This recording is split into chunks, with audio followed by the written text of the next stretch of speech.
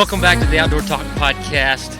We are driving down the highway heading to the turkey destination annual turkey hunt out west Texas, and we got Keaton here and Tanner Bowden, the other co-host of the Outdoor Talk podcast, and we're pumped up. Let's get it. Oh, yeah. Let's get it. We're heading down here, just west Texas. I'm not going to tell you the exact location. Top secret. Top secret. You know, it's our little honey hole. One of our good buddies has this place down here, and there's a lot of birds, a lot of big deer. Probably about I think he said it's 7,000 acre ranch, 5,000 acre ranch, something like that. It's pretty good size. And there's some big creek bottoms with some big cottonwoods the turkeys like to hang out in. And there's also a bunch of flat land with mesquites scattered through. So it's pretty country. We're excited. What do y'all think? What are y'all ready for? Super pumped. Keaton's been there twice though, so yeah. Tell us a little bit about it from your past experiences, Keaton. So last year, I mean, it wasn't bad last year. We didn't get anything. Yeah. But it was a little weird. It got quite a bit hotter than normal. Yep.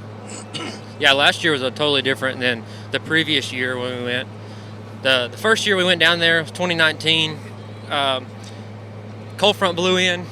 The night that we got there. Yeah, for sure. And it was cold. I remember the wind was ripping at like. Well, that morning that we got there, because we got there around 12 o'clock that night. Yeah. The morning we got there, it was 98. Yep. And then by the time that we pulled up, it was in the 70s, 60s. And the next morning, Nelson and I got out there to the spot that we were going to hunt. It was 32 with the wind howling. Yes, and it felt like it was. And we 20s. And we were not prepared whatsoever. I know. We had one long sleeve jacket, and that was it. I know. I got a picture of us huddled up around a tree, just freezing.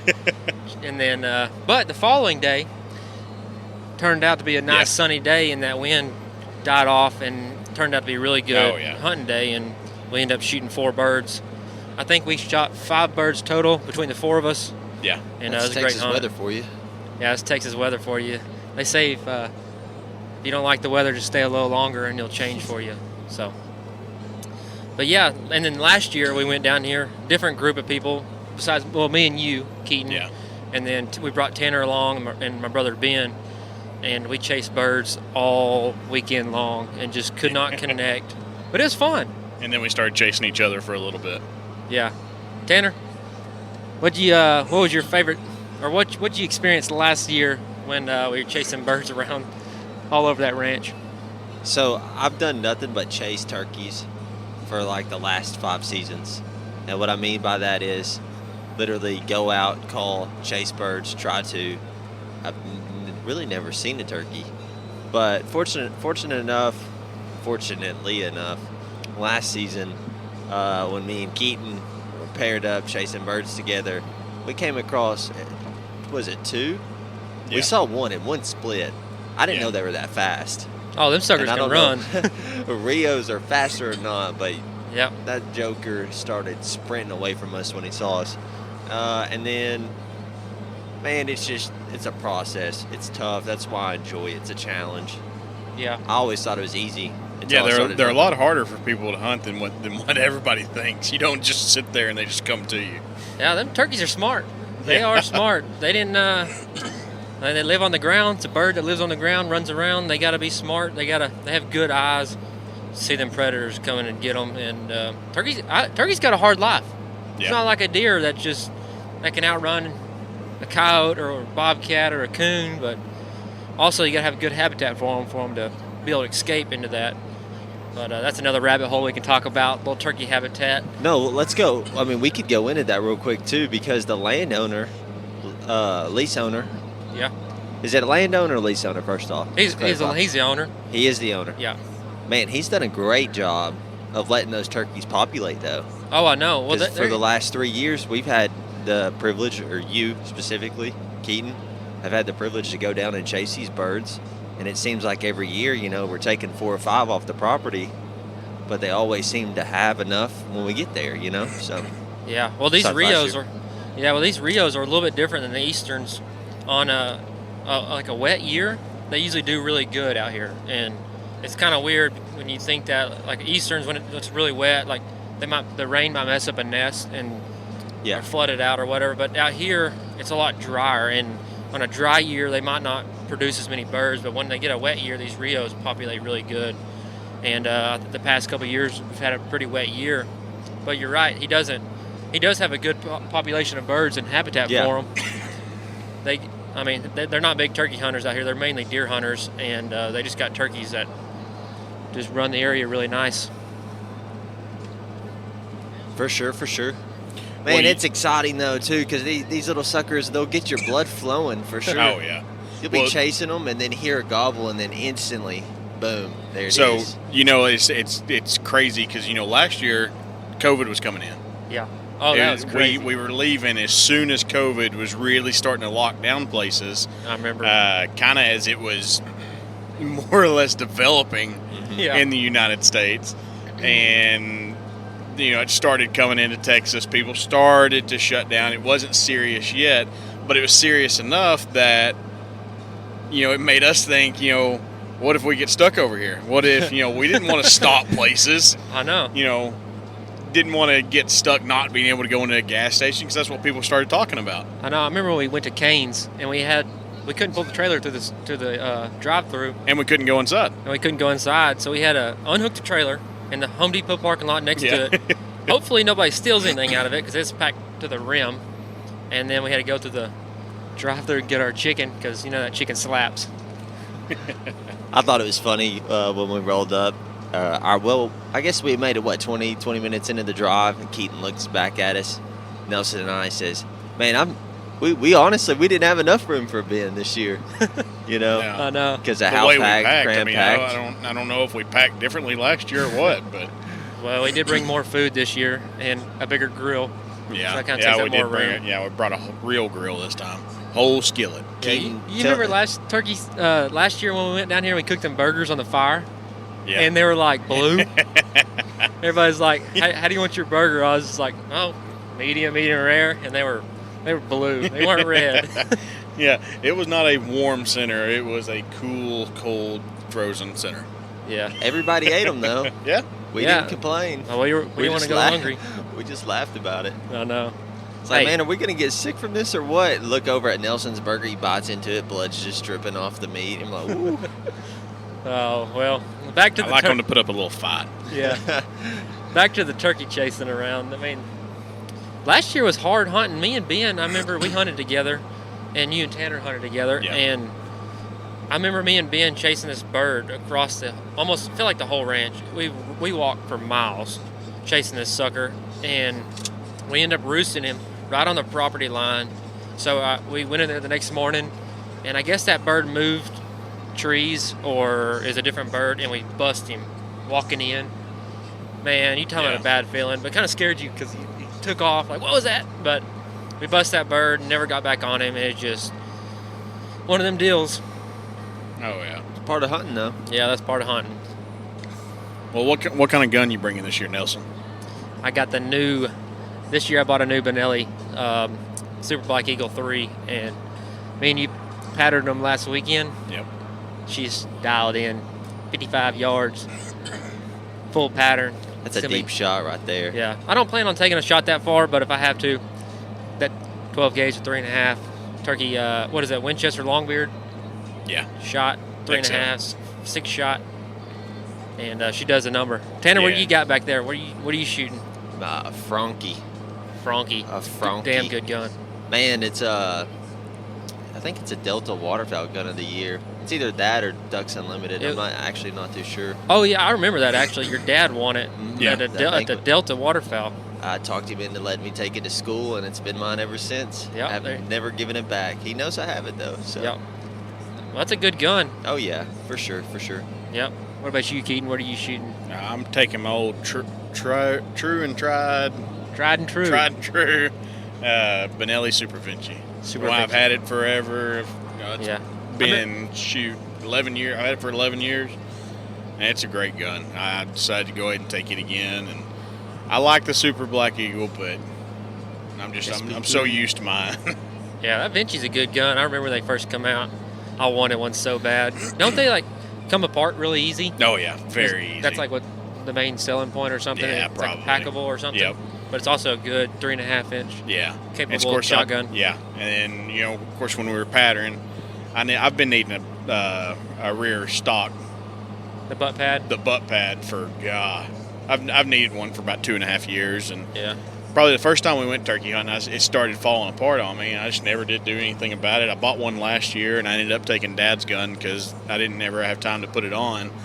And, boy, we were patterning the other day, and, man, it came apart. It came apart, and you could definitely feel that recoil a hell of a lot more. Them turkey loads, they're hammers. They'll put a bruise on your shoulder. Yeah. It's not like a punch, huh? Yeah, they do. Yeah. But we got it replaced, so. Well, good. We're good to roll now. I'm glad to hear that. What kind of chokes y'all running? I'm running a Carlson. It's my waterfowl choke, but it's a .67 or .697. Yeah. Choke, full choke, and it's a pretty good choke.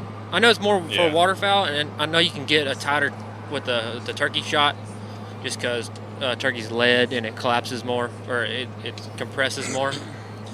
Yep, and that's what I'm running is the Carlson turkey. I can't remember what it goes down to. What is it? 6? Yeah, I think it's like .667. 667, yeah. Or .676, something like that. It's a little bit tighter, but you're talking.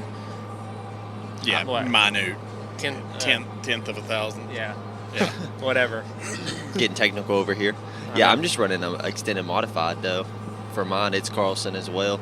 Yeah. I feel like Carlson overall makes a really good choke. They do. Oh yeah. No matter what you're chasing. Yeah, they do. Carlson makes great chokes, and a lot of other companies actually brand their name on Carlson chokes, like Bass Pro.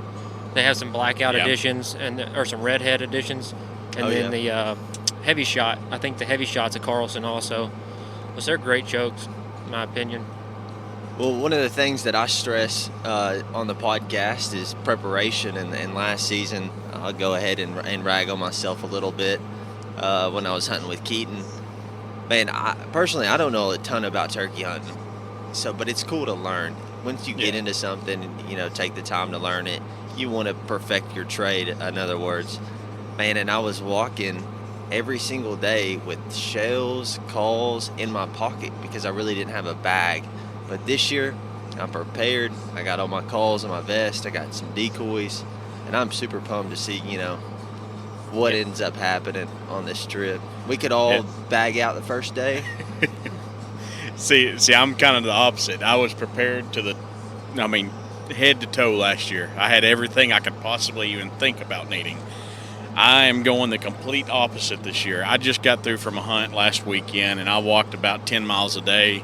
And I had my rifle and my bipod on me, and that was it. And, of course, my binoculars. I am doing it again. I'm carrying my shotgun, and that's pretty much it. I'm not going to carry much more than that. I'm tired of carrying it. Yeah. No, I hear you. I just got a little backpack. I just throw everything in there. The vests are nice. You hold every calls and each little pocket and everything. But I just throw that little backpack on. And then I've also got that little – it's a turkey hunting It's a backpack type deal, but it doesn't have pockets on the front, but it's got like a fold-out seat on the back. Yeah. And it's got a brace, so you don't have to sit up against a tree, which is pretty nice. Yep. And then it's got this little pocket for your decoy or if you bag a bird, you can throw it in there too. Yeah. I say that. I might carry my chair around, and I've got my bag, but I honestly don't see myself carrying it this year. I'm tired of carrying them. I carried it all year last year. I mean, as you know, I carried the rifle with us too, just in case we saw something else. You were loaded down last season. Yeah, I'm definitely not doing it again. Especially after last weekend. Yeah. I'm ready to walk. Whatever I got to do, I'm just not going to carry that much weight again. Run and gun, light. Yeah. Go light. I like it. I like it a lot. That's what we do. We run and gun out here pretty much. We chase the gobble around, and we plan on, or we would like to roost a bird the night before, and then go set up close to the roost, and hopefully the birds get down and we work them. But if not, we're listening for gobbles off in the distance, and then we're making a move on them and trying to get as close as we can, and then calling them in. And that seems to work pretty good for us. But this year, the wind's supposed to be kicking up, and this little cold front's blowing in, so we might be doing a little bit more sitting and less calling around little travel areas. I don't know. We'll just see what's going to happen. But I'm ready for anything. We're going to give them hell. And now, of course, being the third year that we've been out there, we're seeing a lot more of exactly what they're doing. We know the property better. We know where they're coming, where they're going. It makes it just that much easier that we know that much more about it. Yeah, for sure. Just studying the terrain, being out there at your land, if it's your personal land, chasing deer or whatnot, the more stand time, the more stand hours you put into a place, the better off you are in the long run too. So that's cool. Yep. See that kind of reflect out here. Nelson actually showed me the picture. I don't know if he showed you, Keaton, of all those turkeys on the pop line there. Yeah. And I was sitting there. I was like, hey, "Is that the first pop line that you see, like right next to camp?" Or I said, "Is it the one down there past the T on the left?" He said, "Past the T on the left." I've only gone out there once, but man, we walked all over that place calling for those birds. So this year, having the knowledge we have, man, hopefully we can all bag out pretty quick and make some good little videos off of it. Oh, definitely. I want to get y'all on video before I have a shot at a bird, and that's my goal. Is get y'all on some turkeys and get it all on video. My main goal, I got that new Avian X Decoy, and I want to get a bird coming in and just whoop that decoy's ass. You know what I'm saying? Yeah. I want to get that all on video, and then I want one of y'all to blow its head off. That's my goal. That was like the perfect shot. It's like the perfect shot, but I just want that sucker just to wear that decoy out, almost to where I have to go buy another. That would be sweet. I mean, it'd be a sweet video, but it wouldn't be sweet spending that extra money on another Avian X Decoy. Tell us a little bit about the decoys that you got. I've got this year I'm running. I've got the Avian X. I think it's the LDC or something like that. But it's a half strut Jake that doesn't have the removable head. There's two versions. One's got a removable head, and this one doesn't. And then I've also got a breeder hen, and I'm going to pair those together, and we're going to see what happens. Seems like a pretty good pair to try out. The breeder hen, is she laying down essentially, or? This one's it's in a breeding posture. Okay. And it's got a stake, but you can take the stake off and put her on the ground if you need to. Ooh. And we're going to see what happens. If the birds don't like it, we might put her on the ground, or we might take the hen away and just use the Jake decoy. But hopefully we can get that big Tom to come in there and just whoop that Jake's butt for trying to breed his hen. So that's my decoy setup. I used to use little foam decoys in the past, and I don't really think that the colors and all that stuff matter. But that sucker, that new Avian X, that sucker looks like a turkey. Yeah. He's got feathers and everything. His suckers look good. Own individual bag too, all nice and neat. And I saw you whoop them out of your truck, put them in Keaton's. I was like, man. And Nelson instantly goes to the mule and puts them in the mule. I was like, man, you need to put those in the bag. Those suckers are gonna fly out. Nah. Not scared at all. No, sir. You gotta. I don't know. Man, I ended up going to Atwood's the other day, picking up Jake decoy myself. It's a flex tone. It's the Thunder Chicken or Thunder Jake. Oh yeah, that's a good one. Man, and I was very surprised on the detail that it had to it. But it's half strut Jake, and that's the one I'm going to use. I'm going to pair it with that little collapsible hen decoy that you brought for me, and I'm excited about it, man. Well, good. Normally I don't ever use a decoy. You know, normally I've just killed turkeys just getting close in the thick cover, but I really want that turkey just to wear that decoy out. Yeah. So overall, for the amount of time that you've chased birds, do you think you've been more successful, you said, without using decoys? For sure. The first turkey I ever killed, I shot it over a decoy, but then the other birds, no decoy. I've always carried one around with us, but I always seem not to put it out, and I've killed birds over it. Well, we did, and the first year we didn't use it, and then we forgot it out there? Yeah, I forgot about that. I forgot all about that decoy. I told Bobby that it's still out there, and he said, oh, yeah, it's in the barn. Oh, he found it? Yeah, he picked it up. I left it on that pipeline right away. Oh, that's right. I thought we were in that one spot around that big tree and that draw. But yeah, that's an old decoy. Yeah. That was Dad's. It's an old Delta. Decoy. I think it's a Delta or something like that. It's an old rubber decoy. Yeah. But a classic. Do what? We need to try to get it back. I said a classic. Yes, sir.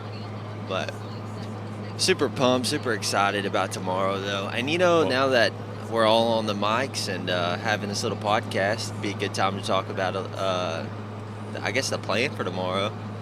And I know Keaton has been struggling over the last couple of years to kill his first bird, as well as me.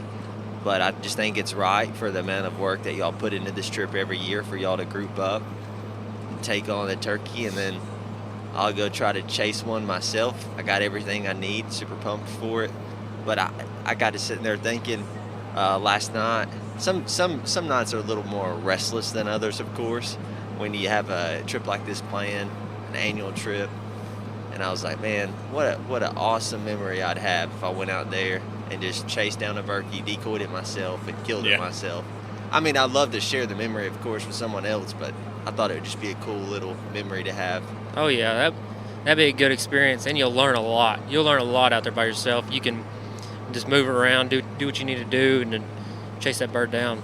And if I miss, no one sees it. Yeah. We'll hear that shot, and we'll know. Hey, did you take that shot? No, that wasn't me. No, somebody must be hunting close to us, man. Yeah, but I think for the plan for the morning, we're going to be getting in there pretty late. We're still driving down the road as we speak, and we got probably 2 hours to go. So it's 11 o'clock at night. It's going to be 12 o'clock. I mean, it's going to be 1 o'clock. No, yeah. By the time we get there, maybe 1:30, because it's a little 45 minutes past. Yeah, because, I mean, it's a little ways down some of those back roads. So, I mean, it's going to be 1:30, 1:40, 2 o'clock by the time we get down there. Yeah. Into where we're actually going to be stopping. Yeah, so just depending on the weather down there, they've been getting a little bit of rain. If it's not raining, I say we throw up our tents or whatever, or we can just sleep in the truck and get up early in the morning and chase some birds. Yeah. If y'all want to, we're thinking about either getting up early and chasing birds or sleeping in, just depending on how tired we are, and then go chase them mid-morning, and then get everything set up, and then go roost them that evening. Yeah. Of course, that's another thing. Tanner, you're a little bit more prepared this year. Or I guess not necessarily prepared, but I guess you'd say expecting what you're going to be staying in this year. Right, yeah. No, see, last year caught me off guard because of how cold it got throughout the night. That's what I mean. And Keaton had the privilege of staying in his camper topper in his truck and had this nice little mattress. I was like, man, if it gets any colder tomorrow night, I said, I'm going to sneak up in there. Hey, it's going to be even colder this year. I hate to tell y'all, but a cold front's blowing in. It's going to be high in the 50s, low in the 30s Saturday night. I mean, so, I'm perfectly fine with it. I don't know. Yeah, but you're not sleeping in a little tent with a little sleeping bag and all that good stuff. But no, I brought a fan. Oh, yeah? I brought a fan. Now we're going to hear the truck crank up about 2 o'clock in the morning. Keaton's in there snuggled up in the front seat with the heater on. But, so Ben went with us last year, of course. Yeah. And Nelson had brought 2 different tents. Nelson had one big enough for 2 people. Well, I brought a hammock. I thought about sleeping in it. I didn't really care to, and I had my truck to sleep in. Well, I just bought this hammock just for this trip. And I was like, I'm gonna take it just in case. Well, Ben ended up sleeping in it, and now we did have a kind of like a sleeping bag thing to go on the bottom of it. It's supposed to keep it pretty warm. I didn't buy the one to go on top because I enjoy the cold. I don't like the heat, or I don't mind the heat, but I get hot really easily. Yeah. So I didn't buy the one to go on top to keep me a little bit cooler. Well, I didn't expect Ben to be sleeping in it, and and he froze his butt off every night. But he didn't want to sleep in the tent, and he liked the hammock. No, hey, that first night, man, he ended up not putting that thing that goes on the bottom on it. No. So that wind just wind just cut him up. And what was it, the second night that we had the cow howl? Right beside us. And Ben thought it was one of us. Yeah. I remember waking up, looking out the tent, just through the screen and my windows, and Ben's like poking up, like, what are y'all doing? What are y'all doing? Yeah, I look out my window and I just see everybody, a head pop out here, a head pop out here. Flashlight shining around. That's funny for a little coyote just howling right beside our camp. That coyote was close though, because when I heard it too, I mean, your heart kind of sinks in your stomach. You're like, was that somebody? Was it Nelson or Keaton? Keaton, okay. Don't let his voice fool you. I know you haven't seen him, probably seen him on a video of Nelson's or whatnot, but don't let him fool you because the Joker tries to scare you any chance he gets. He does. Any chance. He'll get you. If you're not paying attention, he'll get you. He snuck up on me today before we left. old Didn't even hometown. sneak up on you. I just pulled up in Yeah, the car. you say that, but I was in a depth conversation with Nelson, and all of a sudden Keaton opens up the door and says, "Yeah," scares me. Knee goes flying in the center console. I was like, "What on earth just happened?" I wish I videoed it. I know. That'd be funny. I got to start videoing it. We need to just put a GoPro up in this truck right here and just let it run. Just, but if it wasn't so dark, we could have a little video podcast right now. But. Yeah. So let's break it down even further, though. So y'all been out here. This is your third year coming. Yes, sir. The first 2 years, what do y'all think y'all have learned? Just give us one little tip of what y'all have learned just coming out here several times. Well, I would say the first year, first off, depends on the weather. This area, the first year was a lot drier than the second time we went down here last year. And last year it was wet, and there was like the creeks are all flooded out, and the birds, they're just acting different. But just depends. I think this year when we get down here, and it's been pretty dry besides this week. This week they're getting a little more rain. But we're also dealing with this freeze that just came through Texas. Oh, yeah. So you don't know what that's going to do down there. I know. I don't know if it killed some birds off or what, but... You referencing the ice storm? Yeah, the ice storm. The great Snowvid. Snowvid. Yeah, that was the ice age of Texas. Yeah. Record lows for what, 48 hours? Something like that. I mean, the Well, power it was in the shut down. negatives over 24 hours. Yeah, it was. Straight. Not to jump in a rabbit hole here. But anyways, let's get back to it. Yeah. What we've learned out here, the birds, you got to go where they're at. That's where you find them. You find the birds exactly where they're at. Yeah. Just might take you 2 days to figure out. Yeah. But we know the ranch pretty good, so we know where to start. We've seen them in this area several times. And then the landowner, old Bobby, he's been sending me some pictures of some birds. And I know the area where he's been seeing them at. So it's this year, the birds that he's been seeing are actually in the spot that we saw them the first year we came down here, which is pretty cool. Because last year, that's where we started out, and the birds weren't there at all. They were actually closer up to where we camped out. And so what I'm thinking, maybe we split up. Somebody go down there in the back where we've been seeing them, and then somebody go up to the front or something where we saw them last year and just scout them out the first day. Yeah. And just then really figure out, pinpoint where they're at, where their location. Correct. And then I say tomorrow evening we get out there and just listen for them, see where they're roosting. Throw some owl hoots out there, a little coyote call, get them to gobble on the tree in the roost, and then the morning we get as close as we can to that sucker and without spooking them, put them decoys out and watch that gobbler come in there and just wear that sucker out. Yes, sir. Yes, sir. That's the goal. Yeah, and speaking of calling, that's the one thing I completely forgot it again this year. I was going to bring the Fox Pro so we could call in one night, and I forgot it again. Well, I almost brought mine, but I thought you'd have yours. I did. I took it out. I was like, nah, Keith don't have his. So I don't know why I keep forgetting it. I forget it every single year we come up here. Yeah, there's a bunch of predators, he's got badgers out here. Really? Yeah, he's shot some. He's put them on his Instagram, and I think he might have took them off because he changed Instagrams. I don't remember, but anyways, he said there's a bunch of them out here, but they only come out at night, and I forgot my thermal. So I should have brought that sucker so we can go. I want to shoot a badger. I think it'd be pretty cool. Yeah. I've never seen one in person. Get it mounted. We had one mounted at Chasing bird camp. It was really neat. Yeah, I remember seeing that when at y'all's little bird camp. They're mean. They're mean. That's what I've heard. I've heard they'll chase you around. Heard you have a little wood pile. They'll be up inside that sucker. When you go get your log, they jump out and get you. Wear your ass out. Speaking of get you, Chris told me a story today about turkey hunting. All right, let's hear it. It was incredible. I've never heard anything like it, and he hesitated to tell me. I was like, "No, man, it's good." And he's like, "Man, I ain't trying to scare you." And I said, "No, tell me what's up." He said, a couple of his buddies went turkey hunting. It was Jamie, my cousin, and another friend of his. Man, they got out there, they killed a bird. Well, they're calling for another bird. I guess they heard another tom gobble. Yeah. And as they're calling, the dead turkey is sitting beside them. They're grouped up. Next thing you know, Jamie looks over to the right to look at his buddy, and a bobcat is literally pouncing on his friend. It came up out of nowhere, snuck up on him, and pounced on him. And I guess the bobcat was downwind of him, smelled the turkey. Yeah. And as soon as a little movement from that camo just twitched, that sucker pounced. It was crazy. Funny. I saw a video on Facebook today. of a lady was carrying out a cat or something in a little kennel, and a bobcat jumped on her back, and then her husband somehow got it and then threw it. Yeah, threw it about 20 yards. He's And like, you just "Oh my scream, gosh, it's a bobcat! It's in the middle of a subdivision. I know.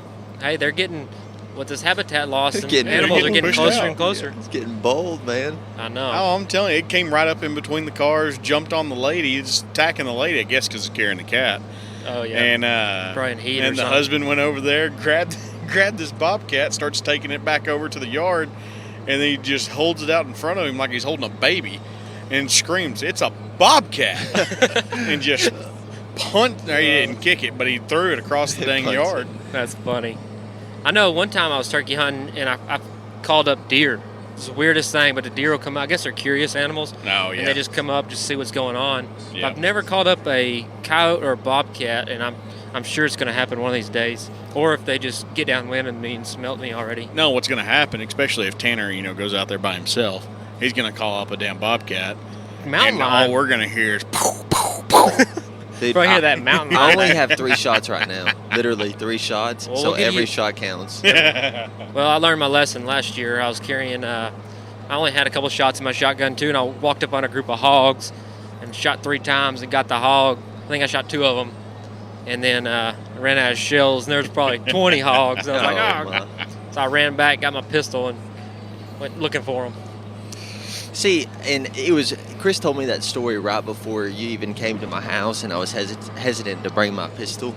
Once he told me the story, I was like, man, I'm going to bring my pistol now. Like, I'm not going to play any games. But you know what? I'm thankful for Keaton's truck full of guns. Yeah. Because I was like, I'm sure I could borrow one. I didn't even bring it. Not worried about it. We're going to get out there and have a good time. Hopefully kill birds the first day. I don't know. I think we're going to have a fun time. I think it's going to be really good. This year's looking like the first year we came down there. Yep. Cold front, windy, and hopefully Good it birds. gets the birds talking. After this little rainstorm that come through, usually the birds get to gobbling pretty nicely. Kind of broke them up, the rain, thunder, and all that good stuff. Broke them up, and now they're ready to gobble. Man, I don't care if we come down here, we don't kill a bird. I just think it would be awesome if one of us, 2 of us could double up maybe. If you and Keaton double up on the first day, I think that would, be awesome. Just so we can have or all 3 of us take a bird in one day. It'd be cool to have, 3 birds laid out and all Yep. standing behind it. Yeah. Memory made. For sure. Hopefully we get some good pictures, some good video, and I'm excited. Hope y'all are excited, Oh, yeah. and I know we're going to eat good. Oh, for sure. Yeah, we're definitely going to eat good. We got a little over food this year. How many eggs you bring us, Keaton? Oh, 34. Oh. Well, Ben was supposed to be with us too, and I got, 4 pounds of bacon? Yeah. Hey, you can never have too much bacon. No. Never. We might be having BLTs for lunch. then. Bacon good. No, we got us a 2 or 3 burner stove. It's a three burner stove with a griddle top. A solar sucker. panel. Like, we're not playing games this But we do need to season that griddle top with the bacon. Yeah, it's sitting in water right now. What is? That top. Oh, really? It's in the back of the mule. Oh, Yeah, it's a little old. We haven't been able to use it in a while, but it'd be all right. well, I think that's going to do it for this podcast. I'm excited to get there. I know we're getting close. We got about 2 hours to go. We're not getting close. No, we got. Oh, nope, never mind. It is 2 hours. 2 hours exactly. 133 miles. Well, we'll catch up to y'all tomorrow. We're sitting around the fire, do a little podcast, Yeah. and we'll tell y'all all about our day, see how it's going. So thank y'all for listening to this podcast. Please subscribe, and to wherever you listen to these podcasts, iTunes, Google Play, Spotify, YouTube, and please leave us a review on iTunes. We thank y'all, and we'll catch you on the next one. Thank y'all for tuning in.